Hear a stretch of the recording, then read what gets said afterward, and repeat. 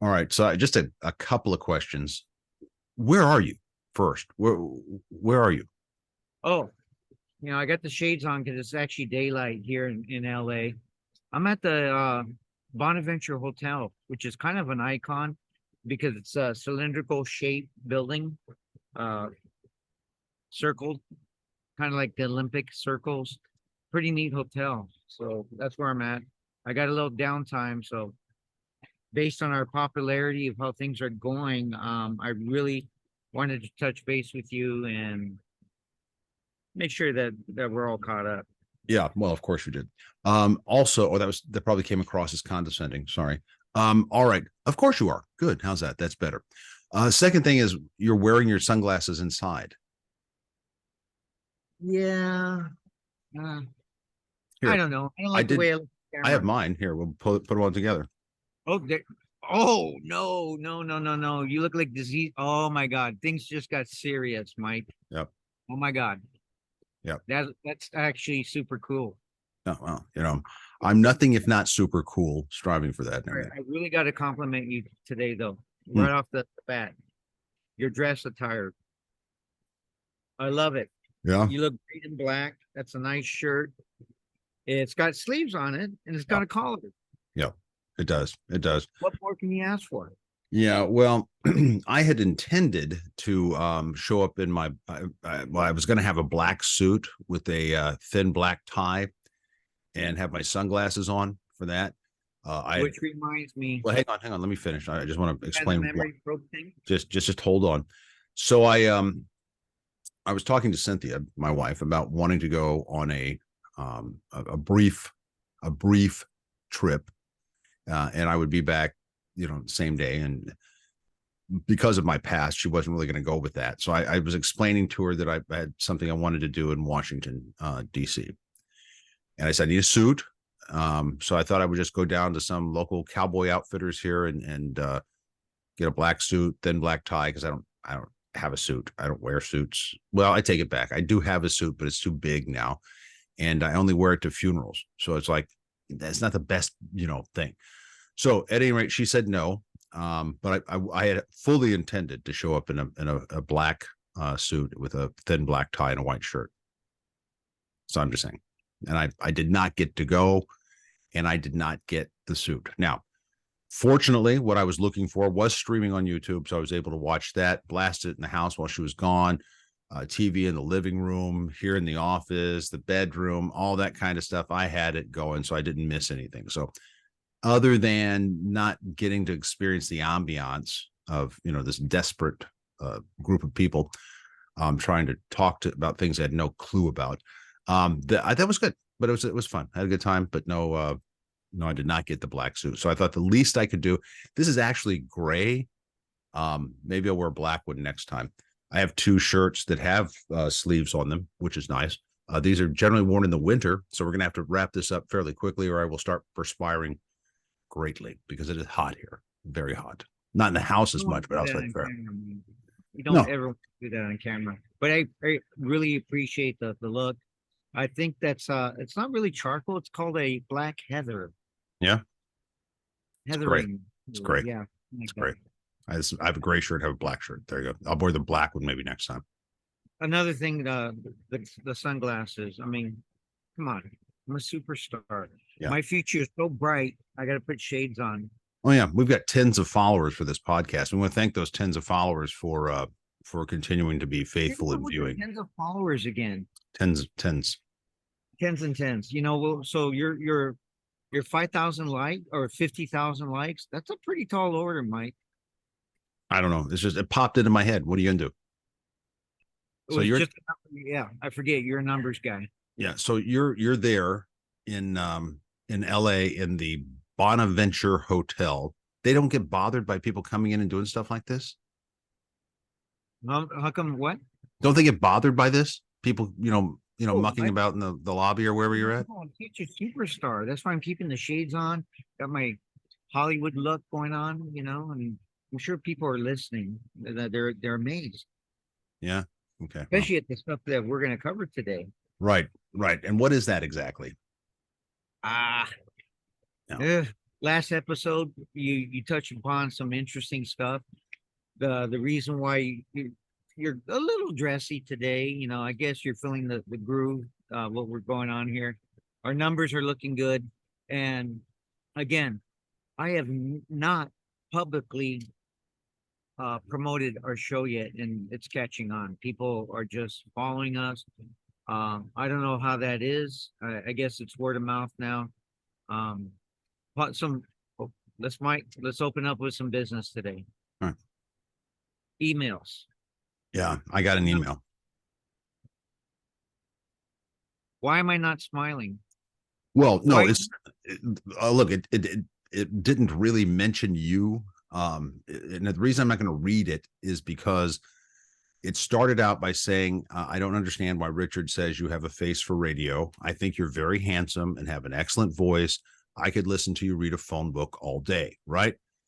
You're really, really handsome man. You should know that. And then I wish it had stopped there because I was going to have to email back, hey, look, I'm married. I said, you remind me of my grandfather. I was like, dude, I don't need that kind of email or that kind of stress, but that's the email that I got. So that was nothing about you other than, you're that was like a left-handed compliment. Going back to the perfect face for radio. Yeah. Well, let's just keep. You have this bedroom smooth voice. Yeah. I was listening to our podcast while we were driving, how we reviewed, and gosh darn it, I was really interested. Yeah. You had me at hello, even though we didn't say hello. We don't do it. No, we don't do that. But let's not go there. A nice bedroom voice where you could just fall asleep to, soothing, your inflections. We talked about this before in your past. Yeah. Sometime we got to get in your past. Yeah, I don't think we're going to do much of that. We're gonna it's the true crimes aspect, Mike. All right. Well, we can talk about true crimes and stuff like that. But what's really on my mind was this UAP subcommittee hearing that took place. I wanted to ask you about that last Wednesday, right? And yes, it was okay. It was good. 2.5 hours. Okay, it's fine. Wait a minute. Let's recap. You told me not to call you. Yes, correct. Do not call on Wednesday. Right. That's number one. Number two, you just said Cynthia wasn't going to be home. Right. So it's like when the cat's away, the mice will play. Yeah. So you amped up any visuals that you had in the house, TV in your office, in the living room, in the bedroom, and you were able to be mobile within your home and not miss a beat. I love that. Yeah. Well, I'm a tech guy. Now, can we get into why you're taking this so serious, or do you want to discuss first that day? Well, Okay. All right. But it's going to take a minute. All right. So it's not going to be about you for a minute here. This is going to be a thing. All right. So why did you have your day, Mike? I mean, I'm always doing all the talking, according to emails and comments. It's like, shut up and let the guy talk. So there you go. There you go. So they had two pilots who had seen these UAPs. One that had actually chased one and engaged it, and another one that was with all these different groups, and they're all Top Gun guys. Okay, they're all Top Gun, these two guys. The other guy was a spook, basically. Lots of security clearances, was involved in all the UAP stuff, all that kind of stuff, right? And he started talking about they'd gotten crashes and crash retrieval processes and reverse engineering and biological evidence and all this kind of stuff, right? And you would think he was a lunatic, but he's got all these security clearances. And so one of the senators that wasn't because it's a congressional meeting, it wasn't a Senate meeting. One of the senators said, look, either we've got people who are lunatics flying around billion-dollar jets and with super secret clearances, or there's something going on. We need to find out what it is. So that's kind of an interesting thing. Now, I just need to make it straight. I do not necessarily believe in nuts and bolts UFOs. They're manufactured, they come from outer space. I'm not sure about that. And let me explain to you why. Okay, let me explain to you why. When I was in prison, I had some time to read. And I read a lot. I would occasionally read Tom Clancy or Robert Ludlum, but most of my time was spent in theology, and not just Christian theology or any of those things, but theology across the board. because I was kind of wondering. Remember the worship services that the Protestants would have at the and the mass that the Catholics would have and that sort of thing. I wanted to know, how did we get from the people who are in the Bible meeting in their homes, eating together, doing that sort of thing, to having, 3 and 5 point sermons railed at us, singing the same songs over and over and over again, giving tithes. Where did all this come from? Where did it come from? And so I go back and I start looking, and it was just this gradual progression of, this is what happens. We're going to organize. We're going to do this. And then once they get organized, after a while, there's different opinions. And so different sects develop and they head off in different directions and all this sort of thing. Okay, I got it. I understand it. Do I necessarily agree with it? Doesn't matter.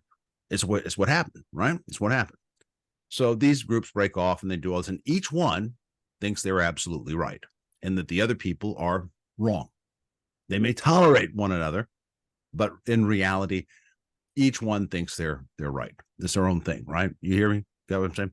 So now I got to watching Ghost Hunters with you and a fellow inmate whose name I will not use at this particular time. All right. I got hooked into watching that. I thought, this is weird. Okay. So now I'm watching and reading about these things as well.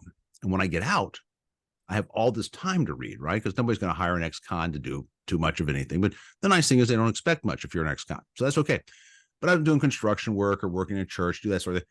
But I started reading these books and watching some of these shows. And I realized that the study of UFOs, of Bigfoot, of ghosts, of poltergeists, of all these things, it's like a religion, Rich. It's like a religion. It all starts with this idea of the paranormal, right? Or they call it the phenomenon now, right? And all these different groups have splintered off of it and have their own followers, and they follow their own people, just like it is in religions. Recently, I read a book called American Cosmic, and it's written by a person who's Roman Catholic and talks about how UFOs have become this religion and is developing into a mythology, right? Just like it used to be with religion. Although there's still splinter groups, we've learned to splinter pretty good as Christians, Catholics, that sort of thing. So I went back and started looking to see, is it possible that all this paranormal phenomenon stuff began as a religion, devolved into the scientific method, but is now coming back up again to be religious in nature, in the fact that these groups are splintering off, right? So are you following me with this? Are you getting this? You understand what I'm saying? Oh yeah, 100% clear as mud. Clear as mud. I know it sounds insane, right? And it sounds like it's fruitcake, this nutty, right? Let me preface something real quick, if I can just interrupt you, because go ahead. you know this stuff back and forth. Sure, ask me. So let's just be clear for the people that are listening and with interest, because you've taken a really hard look at this. I know you've studied a lot, and you're so studied. I think with this theology aspect of it, just correct me if I'm wrong, but I remember you having at least 3 master's degrees, one of them in divinity and then theology. No, I've Right, I have 5 master's degrees and 2 doctorates. Yes, but and they all relate. A doctorate degree in what? Theology? Theology and psychology, right? Oh, yeah. No, I know that, but we're talking about this thing that, folks, we're going to get deep right here. X-Files right here. And I had to ask Mike personally, because I know his knowledge. What I'm trying to do, Mike, is really give you the credibility that you have spent time researching. This has been serious subject for you. It's fun. It's talk wash. No, it's fun. Really fascinated with this, and we're allowed to have fantasies and explore things. That's what makes us creative. We have creative minds. Me, Mike, and I. Why are you telling them all this? I mean, and because you're breaking the fourth wall. Tangents. You're breaking the fourth wall. You deserve this. So take us for a journey again. All right. I want to show you something. I figured this might come up. I was skeptical. That's why.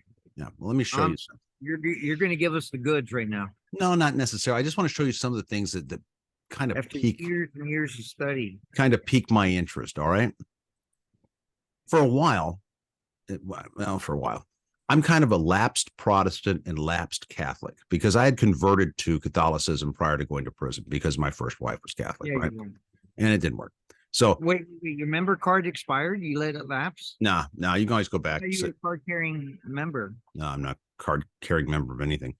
All right. So, but when I was going through the catechism of stuff, I was shown, these great pictures of Christ, the resurrection, the redemption, all of this sort of thing, right? Relics and stuff like that. No, pictures. Pictures of relics. Paintings. Relics, though, that they venerate, right? Paintings. Okay. All right. You see that? Oh my God. All right. Who is that? That's Jesus by Da Vinci, Salvatore. Oh my God. It almost looks like the Mona Lisa. Savior of the world. All right. Savior of the world. What's he holding in his hand? Okay. What's he holding in his hand? What does Salvador Mundi mean? Savior of the world. Pay attention. Answer my question. What's in his hand? The globe. A crystal. Yeah, it's a crystal ball, huh? Oh right. My God. So are you into this?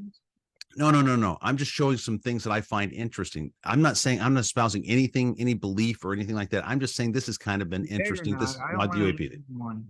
See, this is a nice picture, right? He's holding a crystal ball or an orb, if you like, that's supposed to represent the savior of the world. Okay, the globe there, the orb represents the world, according to art critics.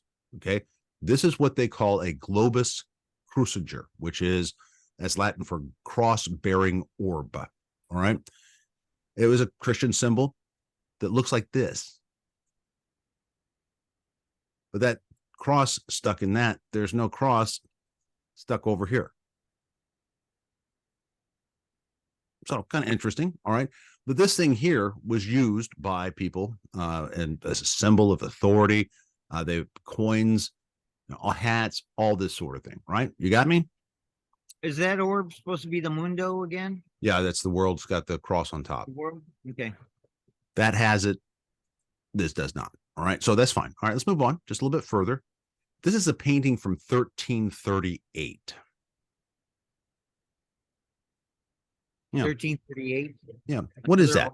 In the sky. What is that? It's an orb. Well, I don't know that it's an orb. I'm just asking what it is. A circle. It's a disc. And you see the dude off to the right pointing at it, like asking. Yeah.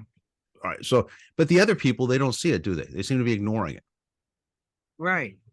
Okay. A couple more things. Here's the crucifixion. And this is in a monastery in Kosovo, Yugoslavia. You see the top of the picture here.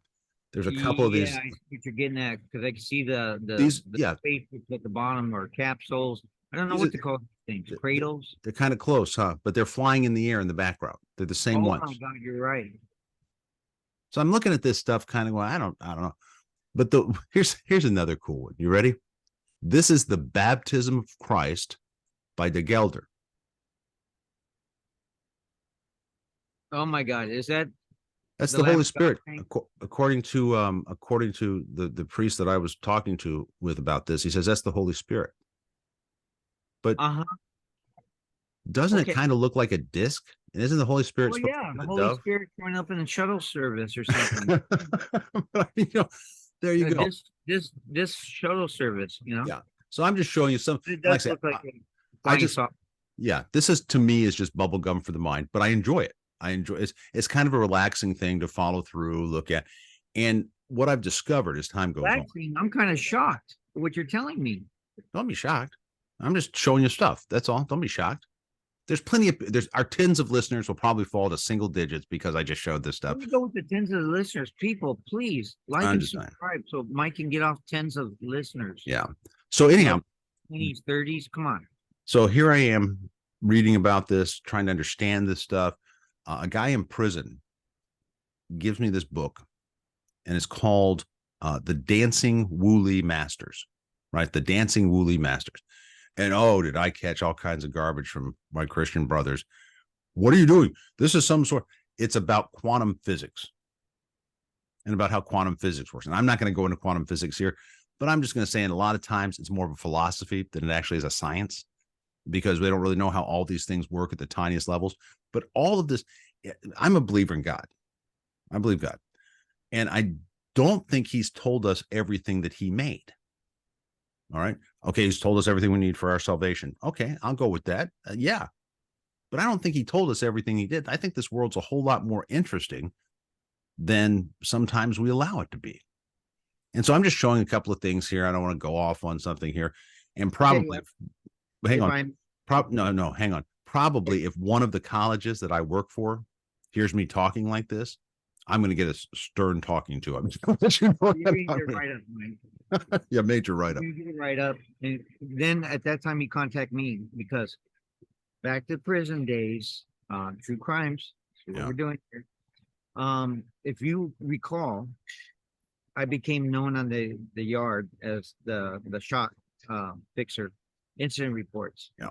I overturned many on appeal, but there's some things I'm just, you get fired over something like this. It's like, I don't want to do it. I don't think that'll happen because I don't think any of that group will be listening to what I'm doing here. All right. So that's what I'm saying. They're probably not even interested in our show, but I bet with the UPAs, is that what we're UAPs, right? UAPs. UFOs is going to be an interesting topic for a lot of our listeners. They're going to, and then word of mouth is that it's going to get back to certain people. It's going to be popular. That's all right. I've been fired for worse. On your end, Yeah.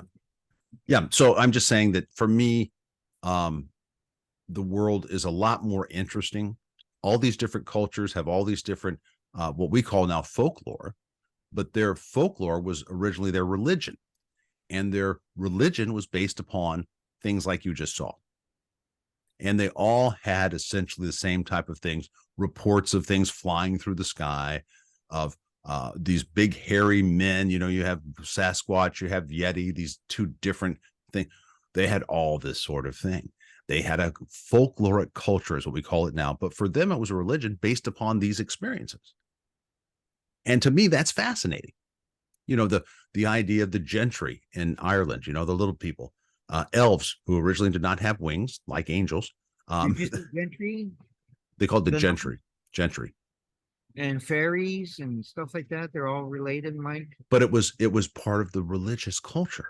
Now, when Christians come, guess what they do, Rich?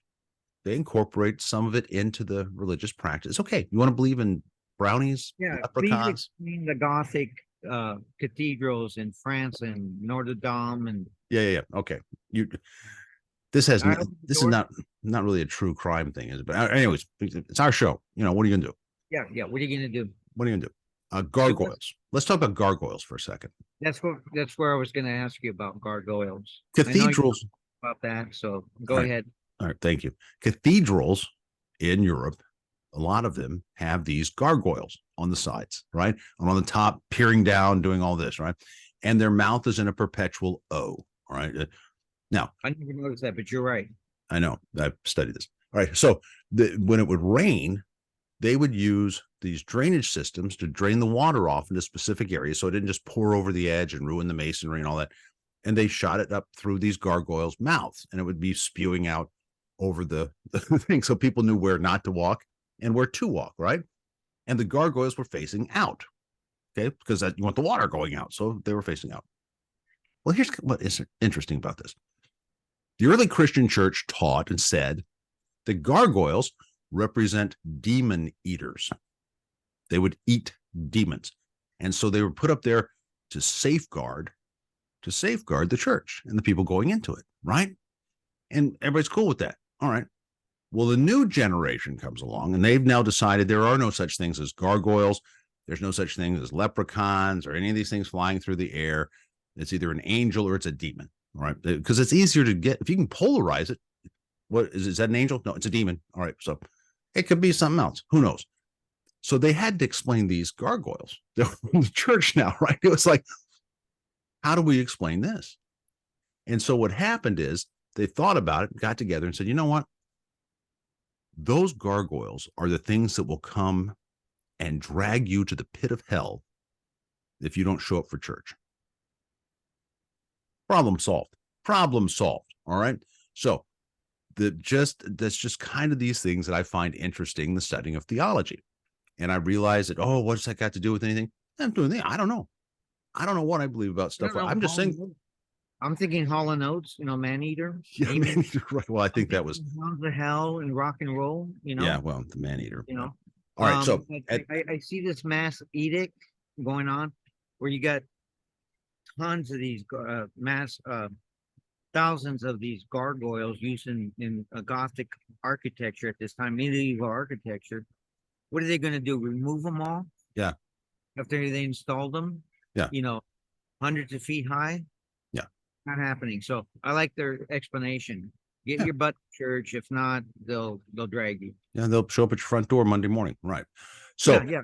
that's that. Yeah, and you can't destroy them, right? You're not going. What are you going? Where's the water going to? What are you going to drain out the water with? Right? It's going to be a lot of work. Let's not do that. Let's just. Okay, so being that I asked the question, actually, you introduced it, and then I was going to ask you the question anyways because we do talk. We are friends, you know. I guess. Anyways, that's why I guess I'm so condescending sometimes because we talk and then I'm looking down on you. So anyways, I have a friend again, text me in real time, and it's got a couple of questions. Wow. So based on your knowledge and your study of this, being well versed in these areas, you mentioned well, you didn't mention it. I'm gonna the friend's gonna ask. Denominations, Mike. How many do you think just in Christendom or how many denominations are out there roundabout? Not as many as non-denominational churches. I can tell you that. All right. There's a lot of yeah, right. Yeah, we're non-denominational, but here's our statement of faith, and here's how we do things, and this is what we believe, and this. Okay, That's well, like a denomination, right? So it's really hard to say then, huh? well, yeah, it is. I mean, same thing with the Catholic Church. There's people who follow different doctrines within there as well. And again, I'm not putting any of those down. I mean, Jesus had what, 12 disciples? Well, one was a rat, but 11. There's 11 solid disciples, right? That prove solid later. So there must be at least 11 ways to get to Christ. So I'm not blocking anybody for anything or any belief. I'm just asking that we realize the world may be a lot more interesting than we realize. Right. Let's not get let's just cover the political elements or the history without getting all religious about it. Yeah. Okay. Moving on. Quantum physics. You mentioned that. Friends asking about that. And I was able to, while we were talking, text a friend and say, no. Oppenheimer, the movie. Fascinating movie. And I felt that I thought about you because way back in Lompoc and no, Taft is really when you got into it. Quantum physics and I forgot what other topics are your study, but I forgot all about that till I saw this movie. They had this going on since early 1940s, late 1930s. So I'm going to go back. You need to go back a little bit. Developed the atom bomb and H bomb. Fascinating movie subject.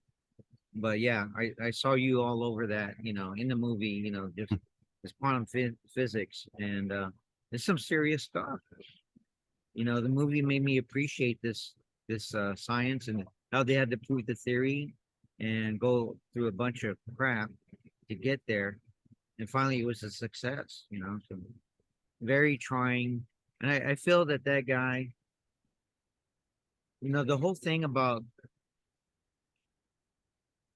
I guess, talking about our experiences, is that we were in a trying environment, very testing, trying, that metal that you need, that tenacity, that stay razor shot mentally, emotionally, learn to detach yourself from the outside world, even though you're getting phone calls and you're writing letters, friends and family. There's still this, what's the right word? Dichotomy of a separation so that you don't hard time it. Hard timing is trying to do your time and be owning and receptive and acceptable of what you've done, because I'm talking about myself, what I've done, accepting responsibility for there. But yet the hard time aspect is very trying. It's difficult. You know, for me, I by the time I got out, all my favorite uncles passed on, gone, no more. So I miss that.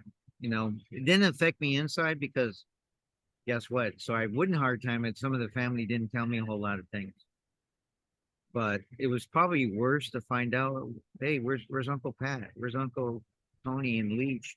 They're gone, Rich. What? How? Why? Well, people get old, you know. So, anyways, this is some of the aspects and learning how to navigate dealing with many people from walks of life. Number one, especially if you're at a facility of 1,200 people like at Lompo, and you never know if somebody had a bad day because they got news on the outside. So you really have to be careful how you get along with people. And I think because of that, it made you and I better people. I And think, dealing yeah. with different religious aspects. I mean, there are some people that will really throw down because of their beliefs.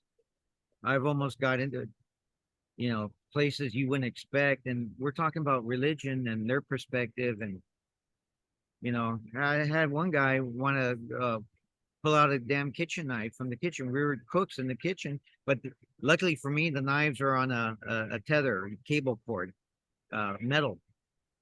So he only got so close. Yeah. I was able to whoop, no. Just the threat of using the knives was enough.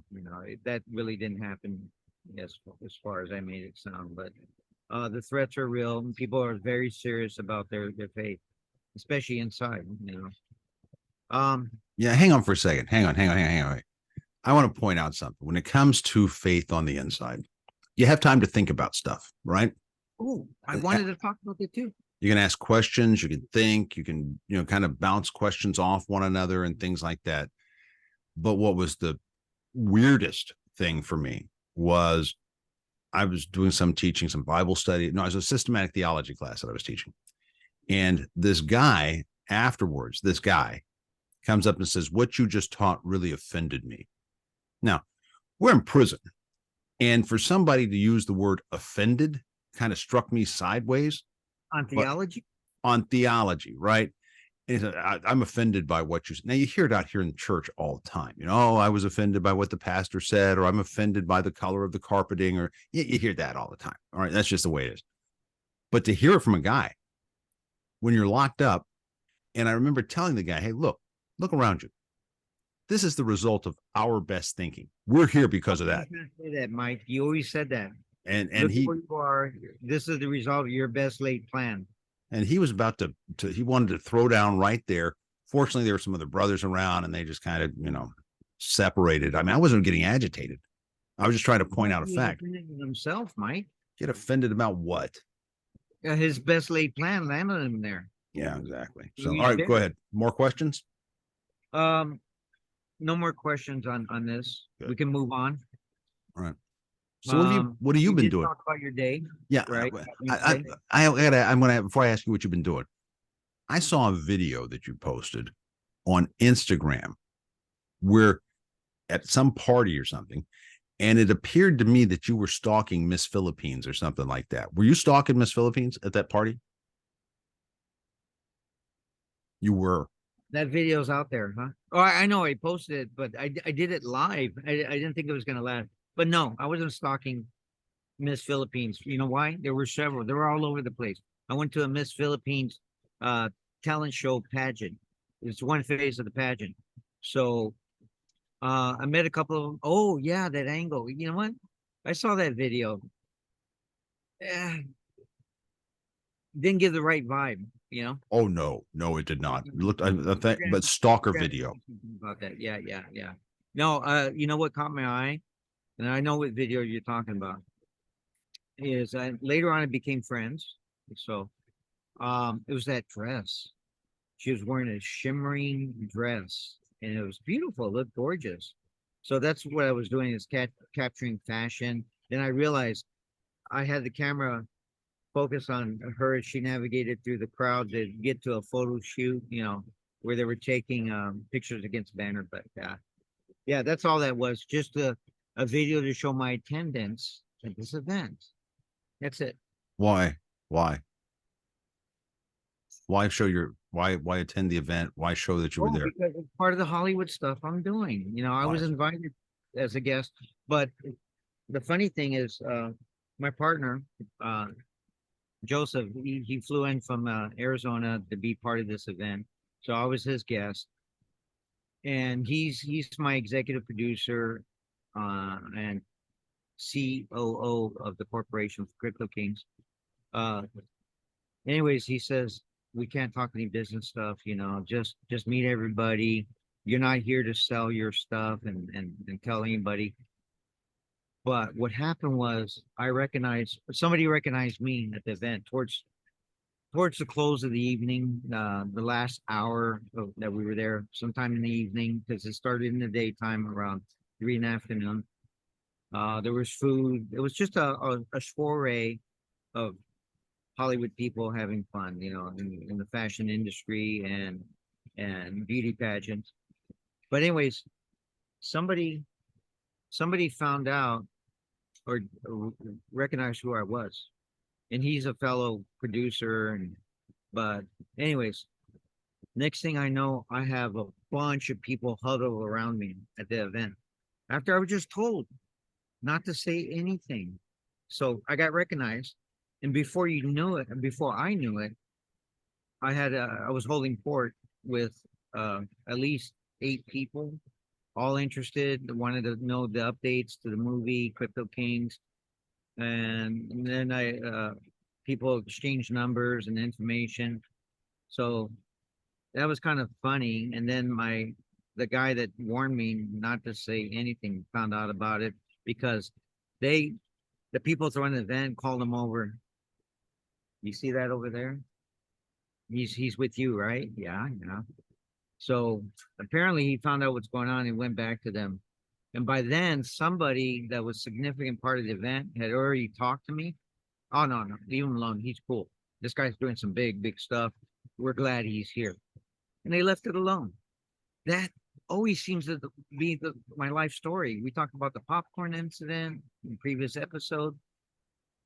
Mike, you know what? I don't know why. Here I go on a tangent. I don't know why that's one of our more popular videos out of the videos we've done so far on the podcast. I think maybe it has to do with true crimes and the popcorn hashtag. I don't know. What do you People like think? to eat. People like to eat. If you're gonna meet, we're gonna People eat, like right? to- People like to that's eat. right. They're gonna see food on there. They're gonna watch it, right? I don't know. So you were doing all that. I actually left the house. And Got out of the house. yeah, there's a bridge for that separates the Somebody got island on where I live with the mainland, right? So they were working on the bridge for a long time and all this kind of stuff. And I just had them deliver groceries rather than go get them, right? I mean, I'm not trying to sit and let somebody else do it. So I actually drove over the bridge, went to the grocery store, got groceries, drove all the way back, and feel very accomplished. That was my week. That was the excitement for my week. Let That me was ask you about where you live at the island, right? Padre Island. Yeah. Is it mainly residential and then beach and all the commercial groceries, everything's inland over Well, the the big, bridge? we got a grocery store about a year ago, a little over a year ago. Before, yeah, everything was over the bridge. And so it's kind of split. This part of North Padre is split. It's split between what they call Padre North. No, they just call it Padre Island. And the northern part of the island, for whatever reason, they call Mustang Island. And there's a place called Port Aransas.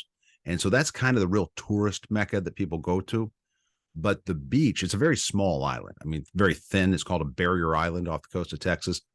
It goes all the way down to South Padre, except they cut a channel in the middle. So now you can't drive down there like that. But most people confuse it for South Padre, which is very commercial, very all that type of thing. But here's the thing about living here, and you're gonna just absolutely flip out when I tell you this. The beach itself is considered part of the highway, the Texas highway system, and you're allowed to drive on the beach. On like in Daytona Beach, Like, Florida. I don't think they let them do that anymore, but I may be wrong. But you can actually drive on the beach, then they maintain it. They do. Is that Fauci behind you? Guy looks like Fauci, dude. I Maybe not. am in a hotel. Yeah, but he may be on the run. I don't know. But you can drive on the beach, right? So it's great. It's cool, all that. But a lot of spring breakers come here and realize they don't want to go all the way down to Brownsville. So they come here. And so it gets a little busy at times, really busy sometimes. So you just, you hunker in while that's happening, and then you go. But I can leave the house and be at the beach within 90 seconds driving on it. That's how close. Can you drive on the beach from where Yeah, the section you're talking about? Yeah, I take my Jeep out there all the time. I don't count that as going out of the house. Going out of the house is going over the bridge. That's really allowed on there. Won't it tear up the sand? no, they maintain it. They have these, plow type things. Is there a speed limit, Mike? I think it's 15 miles an hour, but nobody really does that. I mean, it's not like a speedway. I mean, it is when the spring breakers are here, but Well, otherwise, people are respectful. I was in the Navy and I had to go to school in Orlando. Huh. So I drove out to Daytona Beach. Speed limit was 10 miles an hour for the beach. It might be 10 here. I don't know. Everybody's pretty respectful, and here's why. Texas is an open carry state. Do you know what that means? Yeah, it has to do with has to do with respect. So Second Amendment. Yeah. So there's a whole new level of respect. Somebody cuts you off in traffic, you don't, automatically, give them the one finger salute. It's kind of like everybody just settle down here. A finger slip? Yeah. One of those. You just have to kind of on the trigger. Yeah, pull back. You're talking about a finger slip on a trigger. You don't want that. Okay. I don't want to talk about that. All right, let's move on. So that was my big excitement today. I had one other thing that I thought people might be interested in, but I'm thinking maybe we'll just wrap this up and wait till next time. Yeah, okay? Yeah. Prison So let's do a prison teaser food. for the next one. Dude, give me 1 second. 1 second. All right, so I want to talk about the food we used to make in prison, and Who was that? particularly nachos in a bag. I want to talk about that next time. Oh, you know what, Mike? I wanted to create a cafe type that's inspired by, kind of make it look like the visiting room. True crime. You're going to learn about nachos in a bag.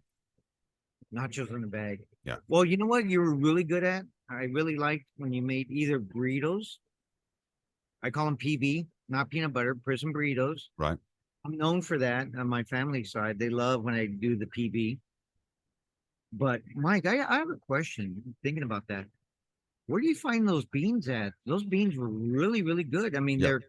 they come in a package, people, and they're dehydrated. Yep. All you take is some hot water and you got beans. You go to the grocery store here, they're all over the place. So you can get them here easily. You probably get them there. Maybe you have to go to a Whole Foods or something. I don't know, for dehydrated beans. And then the squeeze cheese. We can't find squeeze cheese. Where do you find squeeze? Oh, squeeze cheese anywhere. But we didn't have that luxury squeeze cheese. We had the damn tub. You had to scoop out the damn cheese and hope that it melted, that it didn't turn to plastic. I also next week or next time we can maybe talk about Can people email us some of their favorite recipes. I don't know. What do you think? I don't know. Or do we just want to this is about us. Let's discuss our favorite recipes. Yeah. And why I hate chicharrones. Back to my point, my pizza bowls. Oh yeah. You were really good at the pizza bowl, dude. Yeah. Cynthia likes pizza bowls. Oh, your pizza bowls, the way you make them, right? Mm-hmm. Yeah. Because you got the Tupperware, right? You got Tupperware. You're good to go. The Tupperware, but you're doing it the way we would have done it inside, right? In a microwave. With tortillas, yeah. Yeah, tortillas, and you that's next time. Don't tell him. Don't tell him. Please don't tell him. Olive oil gives a nice crust. Dude, don't tell him, please. All right. And I also want to talk about why I hate chicharrones next time too. All right. Absolutely. Back to my question. When you muted yourself a moment ago, was that due to a comment from somebody? No, I didn't mute. I just didn't say anything. I can do that. I have strange skill. Yeah. Okay. Anything positive we want to leave our audience with? What more do they want? I mean, what? There you go again, Mike. No, Reverting back after you're doing so well today, reverting back to, I guess, astonishment. That's the word I'm looking for. Yeah. no. Look, I bared my I'm the soul. one, remember? I bared my soul talking about stuff that I look into. That you know how many people know about that? A handful, right? Because if they think you're a kook, oh, you're studying these things. It's theology, you moron. But at any rate, it's okay. We'll probably lose one or two of our tens of listeners. I think we ought to delve into that a little bit more over time. Yeah. So we don't bore anybody, but it's an interesting and fascinating because I did ask you the question. I wanted to know in my thinking to align it with um spirituality and faith and stuff. And we have evidence of this going on, pretty much extraterrestrials. No, it's not extraterrestrial necessarily. What I'm saying is this stuff's been around for a long time. And you can talk about ancient aliens, whatever. But the bottom line is there's drawings on caves, there's petroglyphs, there's all these different things that show essentially the same stuff. All right. And this goes back way past then. This 1940 Roswell, whatever thing, goes well past that. And throughout folkloric culture, you'll discover that they always have been finding things or trying to catch these things and occasionally successfully catching them, only to find out they're made of the same stuff. Here, it's just made differently. It's like, oh no. So I'm just saying, I find this interesting. It's a cool subject for me. It's like I say, bubblegum for the mind. Well, we do want to talk about interesting subjects. That's one of them. Just to recap of what we're doing here with this show. Interesting things. What else? We're talking about redemption and learning somewhat how to redeem the time and share all this, our experiences, what we glean in a positive way, and hopefully make it relatable to everybody.